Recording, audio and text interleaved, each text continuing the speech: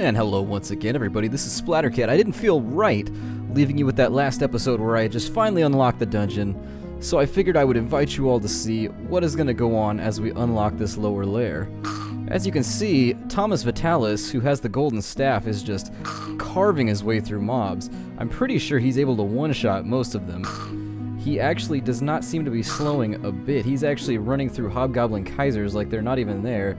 So I'm thinking that the purchase of all that gold to make gold weapons was a really good idea. I am thinking about actually crafting more gear for other members of my city as well. However, for now, I do just want to kind of keep an eye on people as they work their way through the dungeon. Ideally, it would be really nice if the dungeon stopped and I actually had to burrow to get further, because I would like to get a nice iron supply up, and I would like to equip almost everybody in my city with at least spiderite gear.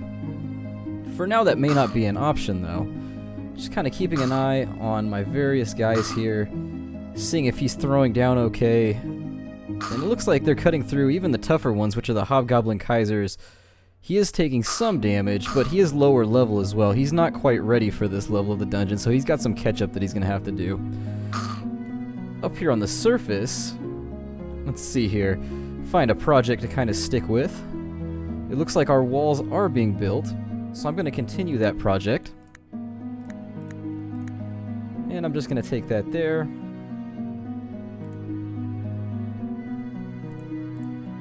And just continue the next section of the wall. I'm not going to book it too far forward because I don't want to deal with the slowdown that happens as a result. Hopefully, it looks like Sips has not picked up his weapon yet, but it looks like other weapons have been picked up, so let me check and see. So it appears as though every wizard other than Sips, oh no, Sips even has one. That's strange. Where did he get that extra staff from? Let me see if it's still producing gold staves for some reason. Nope. I appear to have just created far too many staves, which is fine. I can go ahead and give that stave to somebody else that's laying on the ground. So I'm going to take a look here, and I think I'm probably going to go ahead and give it to Walter Warchie, if I can find it here on the list. And it does not appear to be making itself known to me. So instead of sitting around forever trying to find things in menus while things are happening, I'm just going to jump back into the game. I think I'm going to put the roof in on the tavern, but not right now. I do want to wait until the wall is finished up. We haven't gotten another crop of immigrants in a little while, so I would like to get a few more people on my payroll as workers before we go too much further. The hefty he-bitches should be able to hold down anyone that comes through this gate. I have no doubt, so we're actually going to see them get tested right now. And that was an ugly situation for both those critters that decided to run through the gate. So I'm glad about that. That actually makes me feel a lot better about going to the -6. And that leaves me in a safer position. So for now, I'm hoping this isn't too extensive because I want to get at this iron. I'm really raring to go with this iron. It's like a snake sword dropped there, but it's kind of dropping out of line. It's kind of a crappy weapon to drop on this floor. Take a look and see what Sips is doing here. As you can see, he's pretty much...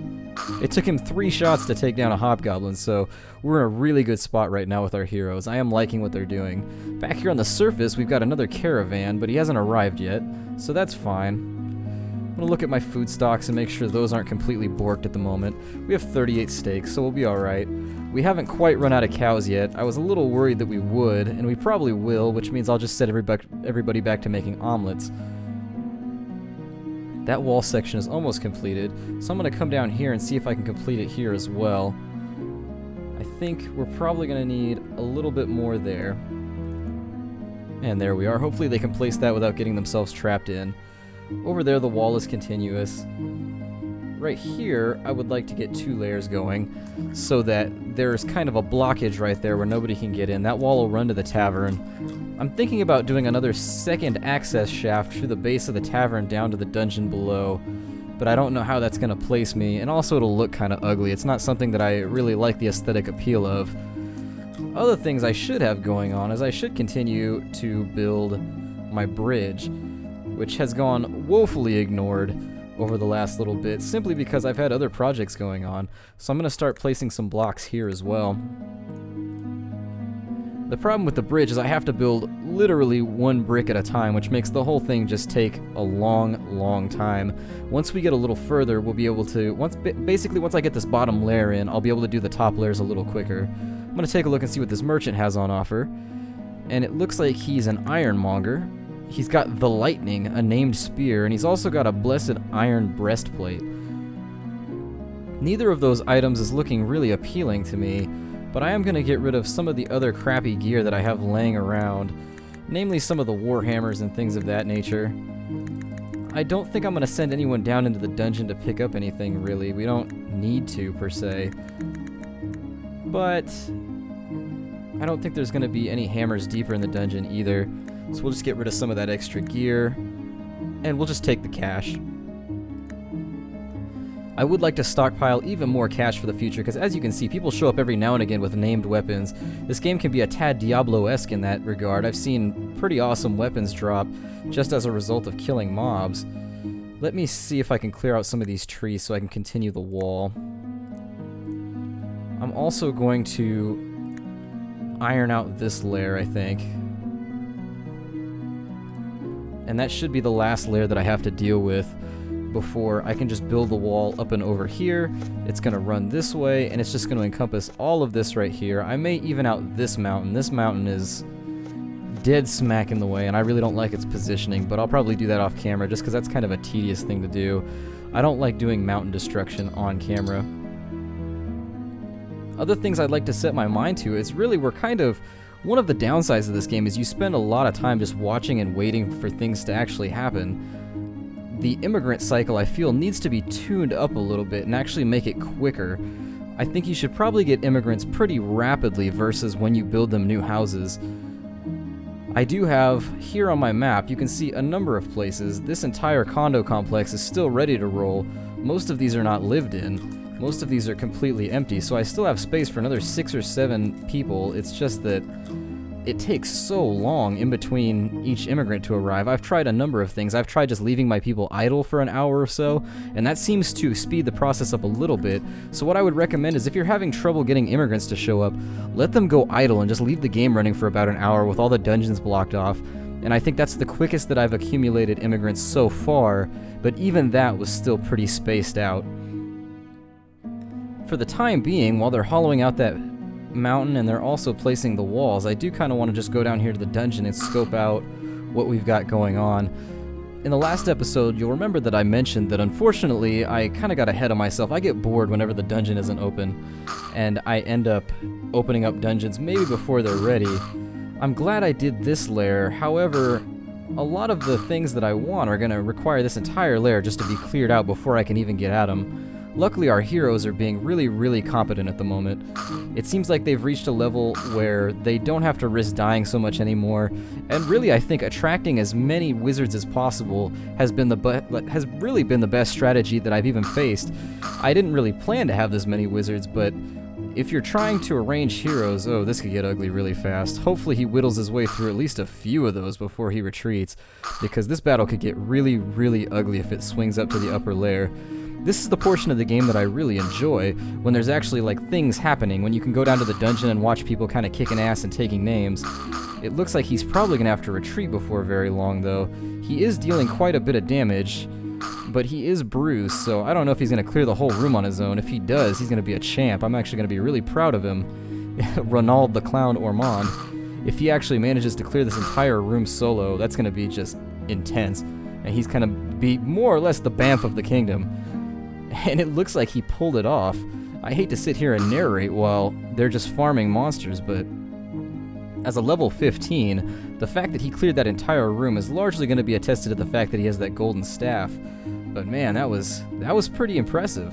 That was something that I don't feel too badly about, and he's just leaving it here. If it was Sips, I would have expected it, but for a level 14 wizard to wipe out an entire room is really just mind-blowing. So upgrading weapons seems to be a really effective way to get things done. Fort Funsies really doesn't have too much work left to be done on it. I wish there was, because it was a project that I really enjoyed.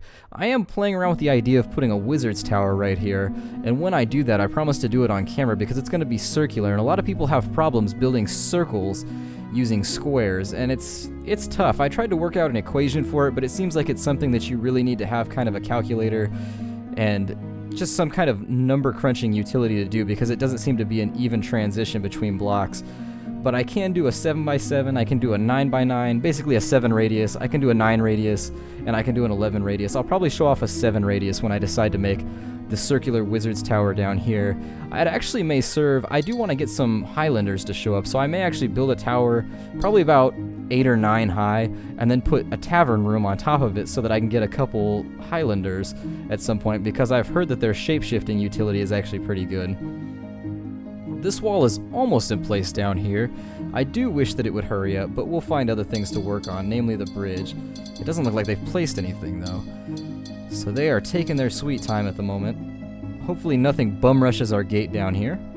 It looks like everyone's in reasonable health, and honestly, to run past Warchi, you're going to have to be just a monster of ridiculous caliber.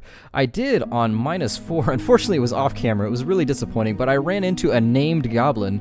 He was the king of the goblins, and he got killed over here. That's actually his head laying there. But he didn't drop anything useful. Everything kind of useful that dropped just dropped off random mobs, so I guess you can't rely on named monsters to drop something useful for you. They've almost got this area cleared out enough to where I almost want to risk mining a little bit. But I think in the interest of keeping my townies alive, because my workforce is really kind of gimped at the moment, I would love to have a better workforce before I do anything too stupid, and that's really the balance between killing off your townies and getting more immigrants seems a little off. Your townies are stupid and difficult to protect. That rogue is just worthless. I'm kind of thinking about getting that rogue killed off so that I can try and get a better hero, but for the moment, who knows. Now, oh, okay, never mind. I thought for a moment that I think that's the same icon that they get when Sips casts his confusion spell, but I think the rogues actually disengage. They throw like a smoke bomb or something of that nature that allows them to escape. It confuses everything in a radius. I have thought about doing a tutorial where I film each hero for a little while and explain what they all do. If that's something that everyone's interested in, please leave it down in the comments, and I'll consider doing it once this series has come to a close. Towns is a game that I feel like the developers haven't done a very good job in teaching people how to play it, and it generates a lot of frustration in the community. It's been a while since I've seen people just throw out vitriol for a game like it has been for Towns, and I think largely that's been because of miscommunications, so anything I can do to grease the wheels for a game that I really enjoy, I will consider doing. They've almost got this upper layer eliminated over here, which is really fantastic. I was hoping they would get that done so that I can continue placing walls. Maybe they'll come down here and kill these trees next? Awesome. Fantastic. So they are working in an order that I do approve of. Once they finish knocking these trees out, I'll go ahead and keep the wall moving. I'm going to destroy that wood so that it's not in the way. We don't really need this much wood. And I'm going to keep placing wall. There we are. Go up a layer, and place wall there. Now, I haven't gotten rid of all this mud because there's not a merchant in town. Usually I use merchants to get rid of all this mud. I may start producing glass because, as you can tell, my houses don't have a lot of windows. So I would like to make it a bit more aesthetically, physically pleasing by adding windows to all these buildings, which is really something that I feel needs to be touched up at the moment. Looks like they're finally placing blocks down there, and I am going to go ahead and place the second layer of this fence over here, just so that there's no way to get into my town without a sizable amount of effort. Down here you'll see I have a little graveyard going on for some of the townies that have died. They've been kind of hard to keep track of. Usually I destroy bodies the second they go down because, frankly, it's going to be a while before you can clear a body out, and with the way those bodies spit out ghosts, it really can become a bit of a hazard for your heroes, although now that they're equipped it's not so much of a hazard. This looks like a stone mace there. And we've got some iron greaves and things as well that have dropped. It doesn't look like the dungeon is dead-ended out yet. I'm going to see what Vitalis is doing here. He's fighting a Kaiser. And I really wish this would dead-end out so that I could get down here and start mining out some ore. But I'm not going to hope for miracles. With my luck, this will be the one layer that'll run this entire gambit all the way around the lake, so we'll just see what happens. Looking for other things to kind of touch up and patch up. Looks like we've got somebody stuck on a wall here, which is a bummer. That's really what I was hoping to avoid in this whole situation, so I'll get somebody to start placing scaffolding, and we'll see if we can rescue this individual. Hopefully there's not a ass ton of jobs to be done so that we can actually save this person from dying. I would be really disappointed if this ended up with a fatality. In fact, I'm going to destroy the wall. There we are. So I'll place a scaffold there and they'll put the last piece of wall in. And then what I'll do is it's going to be 3 layers high, so I still have a bit more walling to do. In fact, I have a lot more walling to do, but it's all in the future. It'll get done. It's not something that really needs to be rushed too much. I may move my hospital. I don't really like its positioning right now, and I don't like how long I made it. It's a bit long and thin, and I would actually like to make it a bit more square so that I can do something more artistically. Our food supplies are looking pretty nice, and she's the one we just rescued from the wall, so she's moving slow, which means she's on death's door when it comes to eating, so hopefully she gets here in time, eats some food. I'm really hoping she doesn't pick up a raw steak or the first thing she sees. It looks like she's gonna try and sleep first, so hopefully that doesn't backfire. And it looks like this dungeon is just going to taunt us by running on forever. Luckily, Sips is down here just machine gunning his way through enemies with Wizard's Fire, so they're clearing as fast as physically possible. We haven't lost a hero yet, which for any dungeon lair is really something that you should be thankful for. If you can clear an entire lair without losing a hero, it really is something to be glad about. It's quite a feat, especially considering how dumb the AI is. The AI has kind of a point A to point B interface that it follows, and that kind of logic just gets it killed all over the place. That kind of logic used to work with old Nintendo games, but nowadays, when you're running a game this complicated, it really just gets them into trouble. Now, that wall is placed, so I'm going to go ahead and finish it off. There we are. I'm actually going to leave a stair step kind of at the end so they can get off the wall, so what we had happen just a moment ago doesn't happen again. Now, they've placed the next layer of the bridge, so I'm going to keep hammering that out. There it goes. And then brick by brick, piece by piece, we're getting to the other side, but Awesome Island, we're working for Awesome Island, so I'm really hoping we're going to be able to make a super kick-ass arena when we get to the other side, because with all the effort it's taken to get Awesome Island into shape and to get actually just the bridge to Awesome Island built, it's it's been a hassle in between everything else, so I'm going to do a bit more dungeon watching, because I want to know, the second they finish clearing this off, oh, we lost somebody. So I spoke too soon. It looks like the rogue went and got herself killed. But it looks like her replacement has already arrived, and it's an idiotic barbarian. Fantastic, so I'll have to keep that on my list. I'm going to have to kill that barbarian off. I did have a barbarian who picked up I think he picked up a silver mace a little bit ago. This was off camera, but he was running around just owning face with this silver mace, but his AI just couldn't keep him alive. He's just charging into all kinds of trouble. And he ended up getting himself murked, so ended the life of a barbarian. Just as so many other barbarians die. What are you doing, ma'am? She's getting off the wall right there, and I'm actually going to watch her to figure out where she thinks she's going. Because wherever she goes, that's going to be the hole that I have to patch for monsters. Unless she's just taking a huge, idiotic route around. If she comes back to here, I'm going to be a little frustrated. Because the path was so simple that she could have taken. She should have just come back this way. I'm a little hesitant to put in doors every little bit with this wall, because I've learned that the monsters can kick indoors, which is just awful. What is she doing? Is there a hole over here? Oh, there is. How unfortunate. Not you. Just destroyed the wrong wall segment.